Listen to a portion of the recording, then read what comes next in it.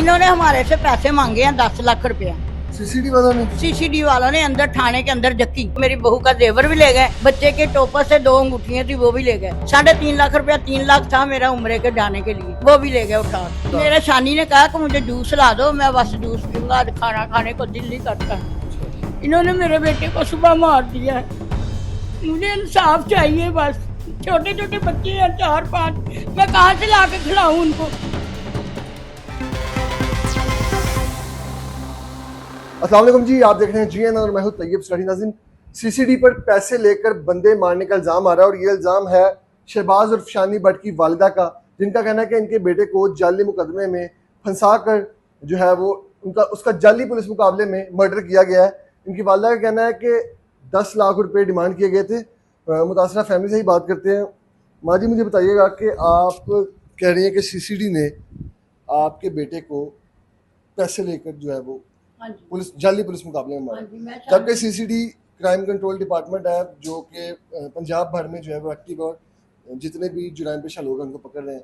आपके बेटे का क्या जुर्म था, क्यों पकड़ा सीसीडी ने, और ये सारा क्या वाकया है? बेटा जुल्म यही था कि हमारा बैकों का कारखाना, मेरे सारे बच्चे बैक बस्ते का काम करते हैं, जाकर देख लें। तो इन्होंने मेरा बेटा जब पकड़ा ना, इन्होंने पता नहीं क्या इल्जाम लगा के पकड़ के ले गए हैं। हम सब देख रहे थे। वो पहले आई थी सोनिया हमारे घर, सोनिया मेरी बहू को और मेरे बड़े बेटे को ले गई पकड़ के, 4 दिन बाद छोड़ा, 1.5 लाख रुपया देके हमने चढ़ाया। उसके बाद में ये 3 महीने 4 माह के बाद हम दर बदर उलते रहे, सारे शनाख्ती कार्ड, हमारे बच्चों के कपड़े, चीजें, सोना वगैरह ले गई सोनिया। 3 लाख रुपया मेरा उम्रे का पड़ा था वो भी ले गई। अच्छा, सोनिया ये पुलिस इंस्पेक्टर है? हाँ जी, सोनिया। इन्होंने मेरी बहुओं को दोनों को इतना मारा कि वो मेरे सामने बैठी थी, वो मुझे अम्मी नहीं कह सकती थी कि कहीं मेरी अम्मी को भी ना पकड़ लें। अच्छा, हाँ जी। किस केस में पकड़ा आपके बेटे को? ऐसे ही पकड़ा जो सोनिया पीछे पड़ी हुई थी कि हमने शानी को पकड़ना जरूर है। एक साथ में पठान था, वो कहता मुझे मई मैंने तेरे बेटे को छोड़ना नहीं, मैंने इसको विधवा करना तेरी बहू को। अच्छा, हाँ जी। तो आपके बेटे पर क्या मुकदमा क्या था? इससे पहले भी आपका बेटा कोई जुर्म में मुलविस था? 3-4 नामालूम पर्चे किए हुए थे उन्होंने। अच्छा, तो वो पर्चों में ही ले गई हैं उठा के। अच्छा, क्या ये सारा मामला कैसे हुआ? कब वो पुलिस वाले आए और आपके बेटे को लेकर गए? सारा फिर क्या हुआ? जब वो आपने बताया कि आपकी बहू को मार रहे थे, उसके बाद क्या हुआ? उसके बाद में मेरी बहू को और मेरे बेटे को ले गए हैं। तो इन्होंने नीचे से लेके ऊपर तक सारी तलाशी ली है।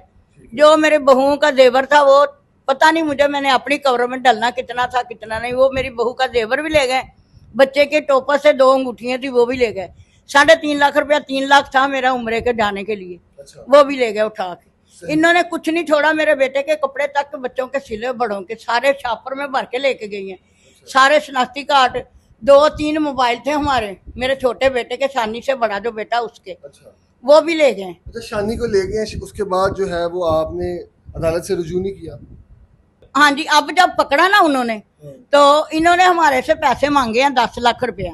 सीसीडी वालों ने? सीसीडी वालों ने अंदर थाने के अंदर जक्की। अच्छा।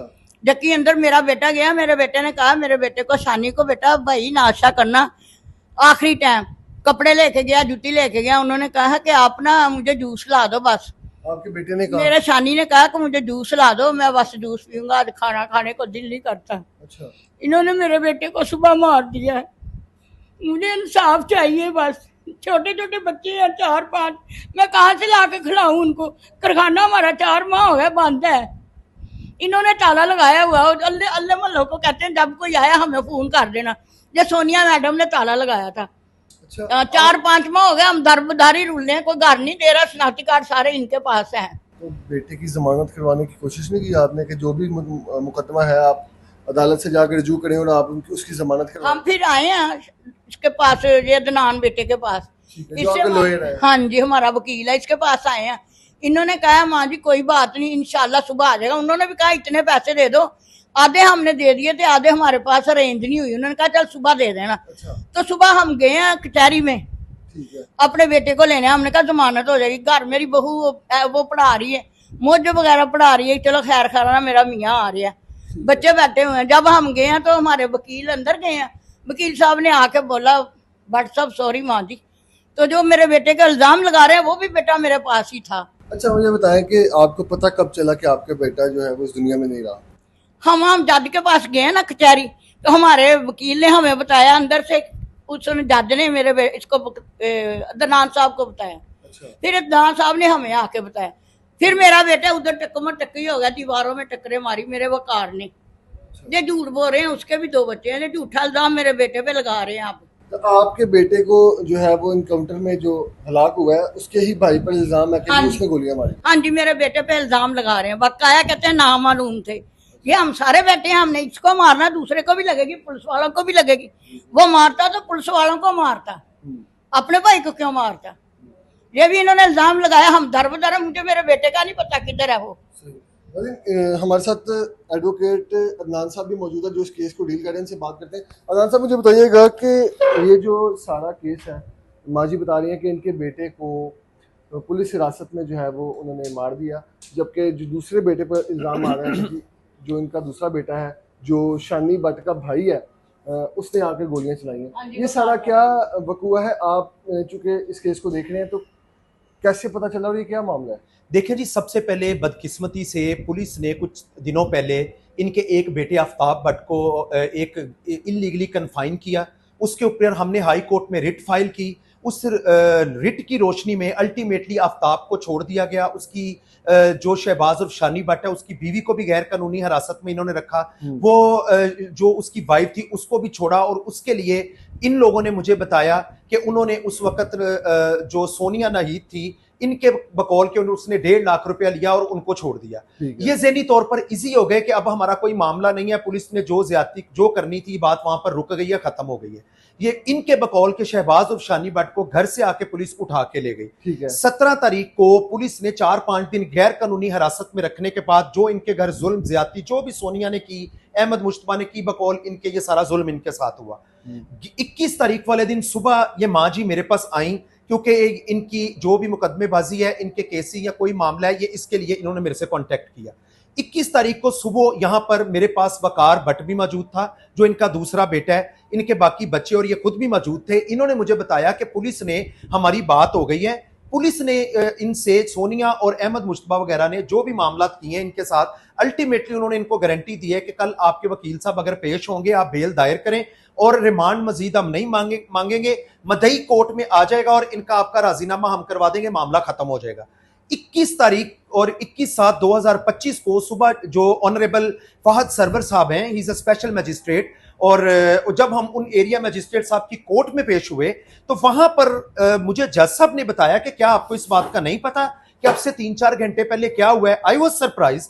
मैंने जज साहब से पूछा, उन्होंने एक डॉक्यूमेंट मेरे हैंड ओवर किया, तो उस डॉक्यूमेंट को जब मैंने पढ़ा, साथ FIR की कॉपी थी 40/25, उसके मुताबिक लिखा यह हुआ था कि इनका अपना ही बेटा वकार भट्ट, जो उस वक्त मेरे साथ अदालत में मौजूद है और इनकी फैमिली भी मौजूद है, उसके ऊपर इल्जाम यह है कि वो खुद आया है और पुलिस वाले रिकवरी करने, बाबा सदीक दरबार है कोई रावी रोड के ऊपर, वहां पर रिकवरी करने के लिए, पर्पस के लिए जा रहे थे, और वहां पे वकार भट्ट ने अपने दूसरे साथियों के साथ हमला किया और उसमें इनका बेटा जो है वो भी मारा गया, और एक आकिब हुसैन नामी बंदा जो साथ आया था वकार में, वो भी उसी पुलिस मुकाबले में जो उस एनकाउंटर, आकिब भी कोई सेल्फ क्रिएटेड एक CCD का ही कोई बेचारा किसी माँ का कोई बच्चा होगा, उसको क्लेम इन्होंने ये किया कि ये वकार के साथ आया है और वो भी मारा गया, और उस वक्त वो भी वकार की फायरिंग से ही मारा गया, और इनका अपना बेटा शहबाज और शानी भट्ट जो कि सगा भाई है वकार का, वो भी इसी की फायरिंग से मारा गया। ये स्टोरी जो एक 40/25 FIR में मौजूद है, जबकि हैरान कुन बात है कि वकार भट्ट अपने घर से आया, मेरे दफ्तर आया, और ये उसके बाद हम अदालत में मौजूद थे, और अदालत में वो अपने ही भाई को एक इस होप के साथ कि आज उसकी बेल हो जाएगी और वो घर चला जाएगा, और यही डिसाइडेड था, इसमें उस बेचारे ने जाना था, और हमने कोर्ट को अप्रोच किया और हम इस मकसद के लिए वहां पर गए। सही। अच्छा, इस सारे सिनेरियो में जो आपका कहना है कि वकार भी उस वक्त अदालत में मौजूद था? जी जी, सही। उसके बाद फर्दर इस केस की क्या प्रोसीडिंग थी? देखें, उसके ऊपर क्योंकि इन सारे हालात को मद्देनजर रखते हुए हमारे पास 2 तरह की ऑप्शन थी। एक जो नया लॉ आ गया, custodial torture and custodial death act 2022, उसकी रोशनी में अब मामला की टोटल सिचुएशन चेंज हो गई है।